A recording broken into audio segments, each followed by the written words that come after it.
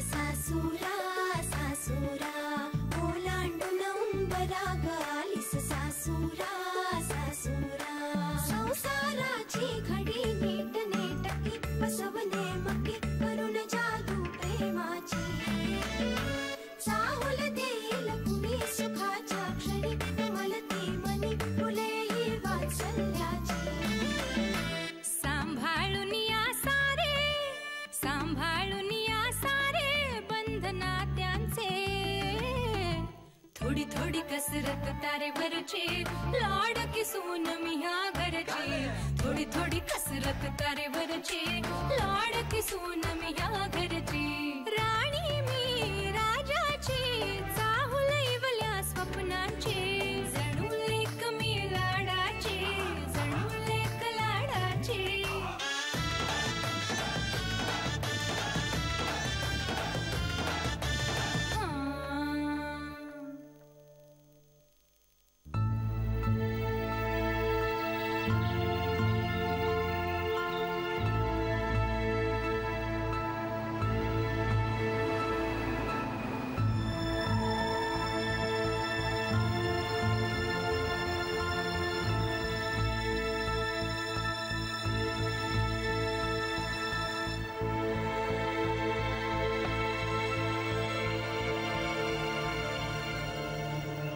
चहा घेत बोलूया? नको. काय झालं पोलीस स्टेशन मध्ये? काही अनपेक्षित घडलं नाही, धक्का बसला नाही, यातच काय ते सुख मानूया आपण. असं का म्हणतोयस? काय ना, हल्ली मी कशाचीच खात्री देऊ शकत नाहीये. पुढच्या क्षणी आपल्या समोर काय वाढून ठेवलं असेल काहीच सांगता येत नाही. पोलिसांनी तुमचं म्हणणं ऐकून घेतलं का? तेच म्हटलं ना, पोलीस स्टेशन मध्येही जाऊ नये असा काही अनुभव आला नाही. पोलिसांनी चांगलं सपोर्ट केलं, कोऑपरेट केलं. गोखले गृहोद्योगाला आणि गोखल्यांना त्रास देण्यासाठी हे मुद्दाम कोणीतरी करतंय असं त्यांचंही म्हणणं आहे हे कळलं. Thank God. बरं मग आता पुढे काय? पुढे काय?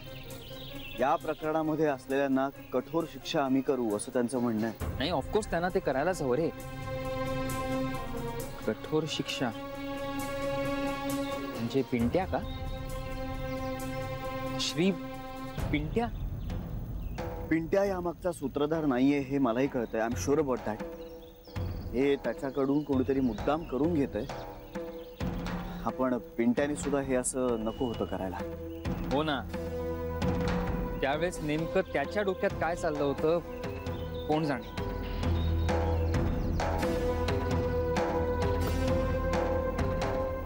तू ऑफिसला जाणार आहेस? जावंसं तर वाटतंय पण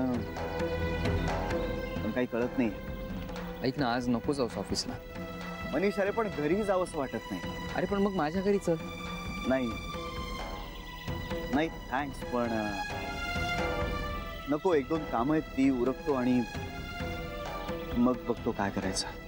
श्री, बाय.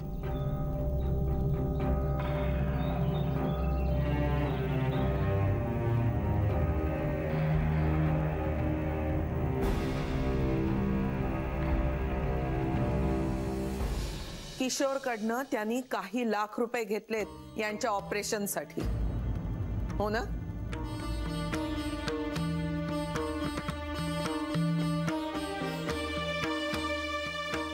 आय्याजी, लहान तोंडी मोठा घास घेते मी. पण रागावणार नसाल तर एक गोष्ट सांगू का? तुझ्या भावाला डिफेंड करणार असशील तर नको सांगूस. डिफेंड नाही करत आहे आय्याजी. पिंट्याने पैसे घेतलेत हे खरं आहे. त्याने हे असं सगळं केलंय हे सुद्धा खरं आहे. पण ह्या कामासाठी त्याने पैसे नक्कीच घेतले नाहीत. नक्की नाही आय्याजी. पिंट्या असं करेल असं तरी तुला वाटलं होतं का कधीतरी? आय्याजी, अहो रक्ताचं नातं आहे त्याचं जानूशी. हे तो विसरला. अहो चुकलं त्याचं. त्याला आपण एक संधी देऊया ना. एकदा त्याची चूक पोटात घातली ना तर हाच फरक असतो रक्ताच्या आणि जोडलेल्या नात्यात. म्हणजे तुम्ही तुमच्या मुलाला माफ करावं. नाही, तुम्ही ते करणारच, जान्हवीही, पण आम्हाला ते शक्य नाहीये. काळं फासलं त्यांनी आमच्या श्रीच्या तोंडाला. सगळ्यांच्या देखत जराही काही वाटलं नाही का हो त्याला? आणि तुमच्या मुलाला असं कोणी केलं असतं तर तुम्ही गप्प बसला असतात? मग तुम्ही जावई बापूंना सांगा ना, त्यांना म्हणावं आमच्या घरी या आणि पिंट्याच्या तोंडाला तुम्ही काळं फासा, आम्ही काही म्हणणार नाही. मग तर झालं. तोंडाला काळं फासण्याचा प्रश्न नाहीये. आता तोच तर प्रॉब्लेम झालाय ना. कला, तू जरा गप्प राहशील का? अहो पण आता काहीतरी मार्ग काढायला पाहिजे ना. तो आम्ही काढू आमच्या पद्धतीनं. आजी, तुम्ही पिंट्याला जे काही शासन कराल ते आम्हाला मान्य आहे. म्हणजे त्याचं चुकलंच आहे. हो तर आम्हाला शिक्षा करा. आम्हीच कमी पडलोय त्याच्यावर संस्कार करण्यात. फक्त जानूला माफ करा, तिची काही चूक नाहीये यात. तेवढं तारतम्य आहे आमच्यात. आमची जानू नांदतीये तुमच्या घरात. पिंट्याचा राग तिच्यावर नाही निघाला म्हणजे झालं. आई, तसं काही होत नाहीये. बस बस.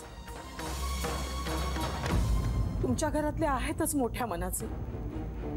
तेवढा पिंट्याचाही अपराध पोटात घातला तर बरं झालं असतं. हो, लहान आहे होतो, आपलाच आहे ना तो. अगदी तुमच्या नातवासारखा आहे. जाऊ द्या ना, सोडून द्या ना त्याला. झालं गेलं, गंगेला मिळालं. जानू, जानू, तू सांग ना ग आई अजींना. आमच्या घराची ती परंपरा नाहीये. चूक ती चूक, अन्याय तो अन्याय. मी माझ्या मुलांनाही त्यांच्या चुकांची शिक्षा भोगल्याशिवाय माफ केलेलं नाहीये. तर होती ती तुमच्या पोटची पोरं होती. हे नातं मी रक्ताच्या आणि जोडलेल्या नात्यात भेदभाव करणार नाही. तुमच्या मुलाला या घरात क्षमा नाही. त्याला योग्य वेळी योग्य ते शासन करायला मी मागे पुढे पाहणार नाही. अगं बाई, कसलं शासन करणार आहात तुम्ही त्याला? जाऊ दे ना जानू. अगं तू गप्प का? तू सांग ना त्यांना. जान्हवी गप्पच होती. जेव्हा श्रीच्या तोंडाला काळं फासलं गेलं ना, तेव्हाही ती गप्पच होती. आता कशाला बोलेल काही? मला वाटतं आपलं बोलणं संपलंय. आजी, माझी मुलगी कुणाचंही कधीही वाईट चिंतणार नाही. माझ्या पोटी ही एकच लेक आहे असं मी मानतो. माझ्या लेकीचं सुख तुमच्या हातात, तुमच्या घरात आहे. या सगळ्या प्रकारामुळे तुम्ही माझ्या जानूला अंतर देऊ नका, एवढीच या बापाची कळकळीची विनंती आहे तुम्हाला. आम्ही तिच्यापासून किंचित दुरावलोय हे खरंय, पण तिला आम्ही अंतर देणार नाही हेही तितकंच खरंय. तुम्ही निश्चिंत राहा.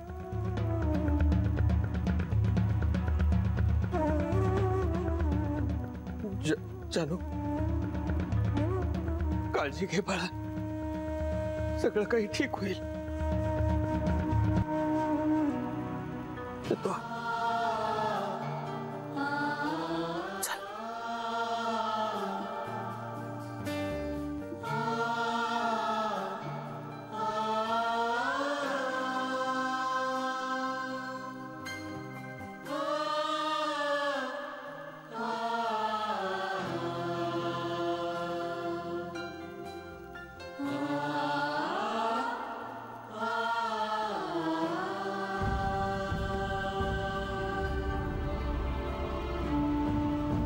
आईजी, मी दारापर्यंत सोडून येऊ त्यांना?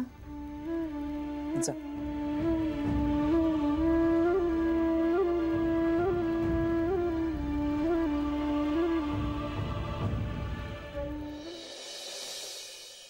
सरू, जान्हवीच्या आईनं पिंट्याला मिळालेल्या पैशांबद्दल तुला नक्की काय सांगितलं होतं? नीट आठवून सांग. आई, म्हणजे त्या दिवसांमध्ये पिंट्यासाठी स्थळ बघा म्हणून त्यांचा सारखा फोन यायचा मला.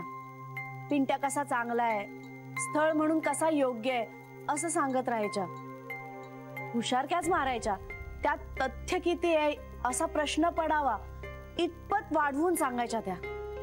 पिंट्याला नोकरी लागल्यानंतर थोड्याच दिवसांनी त्याच्या बॉसने त्याला 3 का 3.5 नाही मला वाटतं 3 लाख रुपयांचा चेक दिला होता बाबांच्या ऑपरेशनसाठी. आणि मग मोठं घर सुद्धा देणार आहेत असं काहीतरी म्हणाल्या. त्याच्या बॉसचा तो किती लाडका आहे असं सांगायचं होतं बहुतेक त्यांना मला. कठीण आहे. हसावं की रडावं हे सुद्धा कळत नाहीये मला. पिंट्याला अचानक एवढे पैसे त्यांनी का दिले असतील याचा विचारही नाही आला का ग त्यांच्या डोक्यात आई? श्री, अजूनही तुला पिंट्याच्या उद्दिष्टाबद्दल शंका आहे? नाही, शंका नाही, पण काय? त्याचा हेतू स्पष्ट आहे. पैशांसाठी त्याने हे केलं.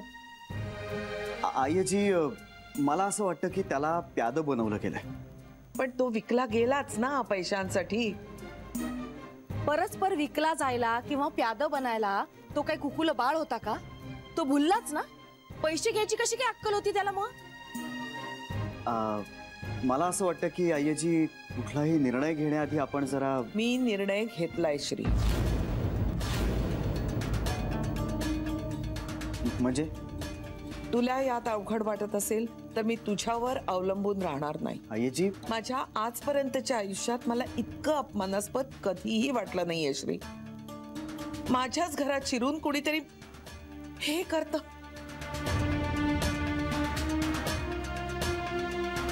श्री, मी हे केलं नाही ना तर आतल्याच स्फोट होईल माझा. इतका त्रास झालाय मला याचा. आईजी, हे बघ, मला असं वाटतं की खरे कल्प्रिट हे वेगळे. असं तुला वाटतंय? असतीलही. त्यांना योग्य वेळी शासन आपण करणारच आहोत. पण फिजिकली तुझ्या तोंडाला काळं फासण्यासाठी पिंट्याचा हात लागला होता आणि माझ्यासाठी त्याच्या इतका मोठा कल्प्रिट दुसरा कुणीही नाही. आईजी, आपण थोडा वेळ घेऊया ना. खूप घेतला. आईजी, मला तुझं सगळं म्हणणं मान्य आहे, पण तू म्हणालास आपण तडजोड करू. मी तयार झाले, कारण तुझा मुद्दा मला पटला होता. एक कंपनी बंद पडल्याने आपल्याला काही फरक पडणार नाही, पण काम करणाऱ्या प्रत्येकाला पडेल. त्रास नाही. ऐकलं मी तुझं, पण या बाबतीत नाही. मी काय म्हणतो, आपण जान्हवी येईपर्यंत थांबूया ना. पिंट्या चुकीचं वागताना ती गप्प होती.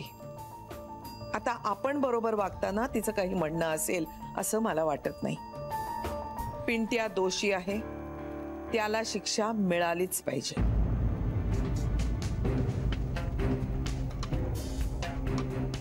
आईजी, मला तुझा राग कळतोय. नुसता कळून उपयोग नाही, वळला पाहिजे. आईजी, अगं शेवटी तो जान्हवीचा भाऊ आहे. हा विचार त्यानं केला. अगं पण तो मूर्ख आहे. मग त्याला त्याच्या मूर्खपणाची शिक्षा मिळालाच पाहिजे. पण मग आपण देऊया ना ती शिक्षा. आपण काय देणार? पोलीस बघतील काय करायचंय. बेबी हत्या. पण त्यानं आपल्या बरोबर जे झालंय ते भरून निघणार आहे का? कॉम्पेन्सेट तर करावं लागेल ना, आणि त्यासाठी काहीतरी करावंच लागणार. श्री काका, अरे तू पण हे बघ श्री, जान्हवीवर माझा अजिबात राग नाही, कारण तिचा यात काहीच दोष नाही, मला मान्य आहे. मला नाही तसं वाटत. जान्हवीने 2 मुस्कटा देऊन त्याला थांबवायला हवं होतं, पण ती नुसतीच बघत उभी राहिली. आईला काळं फासायला येत होते तेव्हा सुद्धा नुसतीच बघत उभी होती.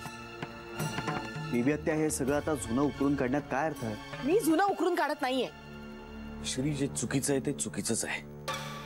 त्यांनी जे केलंय त्याची शिक्षा त्याला मिळायलाच हवी. तुम्ही मला परवानगी देत असाल ना तर मी त्याचे दात पाडायला पण तयार आहेत. पण कांता, आपणही त्यांच्याच पातळीवर आलो तर त्यांच्यात आणि आपल्यात फरक काय राहिला? आपण कायद्याचा मार्ग सोडायचा नाही. राहिलं तुझं म्हणणं श्री, त्याला शासन करून आपली मानहानी भरून निघणार आहे का? तर हो, आपला मनस्ताप कमी होणार आहे. कुणीही उठावं आणि गोखले घराण्याशी काय वाटेल ते करावं आणि राजरोज फिरावं, हे होणं नाही. किशोरवर ऍक्शन घेतातच आहे, पिंट्याही यातून सुटता कामा नये. मला ते गरजेचं वाटतंय. आपण काही रस्ते रस्त्यावर पडलेले नाही होत. विवेत्या, हे बघा, पिंट्यानं हे नक्की का केलंय हे आपल्याला माहित नाहीये. त्यामागे काहीतरी वेगळं कारणही असू शकतं. आता आपण फक्त अंदाज बांधतोय, नेमकं कारण आपल्याला माहित नाहीये. माहित करून घेण्याची आपल्याला गरज नाही श्री. ते काम पोलिसांचं आहे. आपलं काम त्याला पोलिसांच्या ताब्यात देणं आहे. त्यात दिरंगाई करून काहीही उपयोग होणार नाहीये श्री. तुला हे जमत नसेल, मला करावं लागेल. आयची इतक्या तडकाफडकी हे सगळं. तडकाफडकी नाहीये श्री. खूप नाचक्की झाली, खूप मनस्ताप झाला. आर्थिक नुकसान झाल्यानंतरच आपण करतोय ना हे. मला असं वाटतं की एकदा जान्हवीशी आपण बोलायला हवं. तो बोलला होता जान्हवीशी? अरे पण म्हणून आपणही तसंच करायचं का? आणि ती राजी झाली नाही तर काय करणार आहेस तू?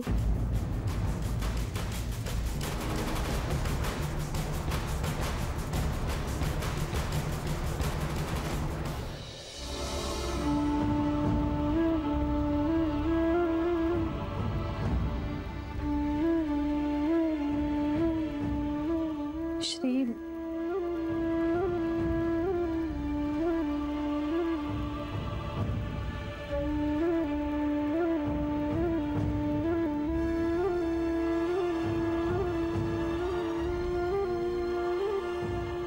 मला बोलायचंय तुझ्याशी. जान्हवी, मी महत्वाचं काम करणार आहे. 5 मिनिटं श्री. नंतर बोलूया. ठीक आहे, मी थांबते, वाट बघते मी.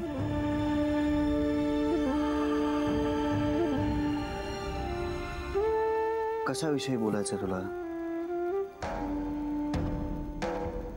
सहज. आपल्याला एकमेकांशी बोलायला कारण कधीपासून लागायला लागली? सगळेच दिवस काही सारखे नसतात जान्हवी. दिवस बदलतात. श्री, दिवस बदलतात म्हणून माणसाने का बदलायचं? तू आता हे असं फिलॉसॉफिकल वगैरे बोलणार आहेस का? जान्हवी, माझ्यासमोर आणखीन एक खूप महत्वाचे मोठे प्रश्न आहेत सोडवण्यासाठी. मग मलाही प्रश्न सोडवायचे आहेत, वाढवायचे नाहीयेत. दरवेळी बोलूनच प्रश्न सुटतात असं नाहीये. पण न बोलून दुरावा वाढतो. जेव्हा नेमकी गरज असते ना बोलण्याची, तेव्हा बोलावं माणसाने. आत्ता गरज आहे मला. मी बोलू प्लीज? मला काही महत्वाचे मेल्स करायचे.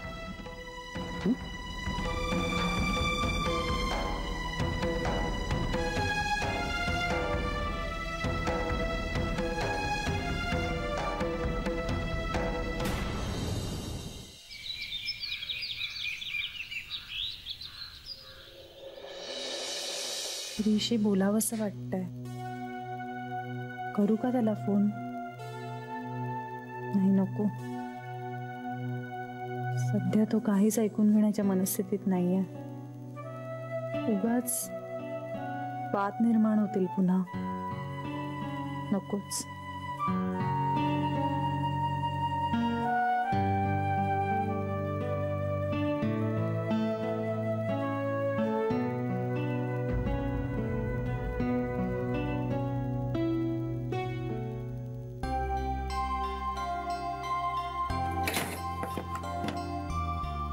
काय ग, काही होतंय का जान्हवी?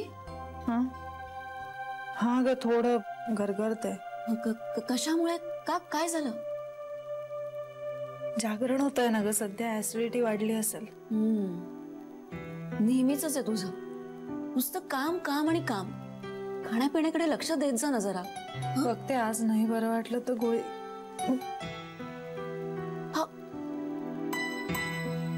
जान्हवी,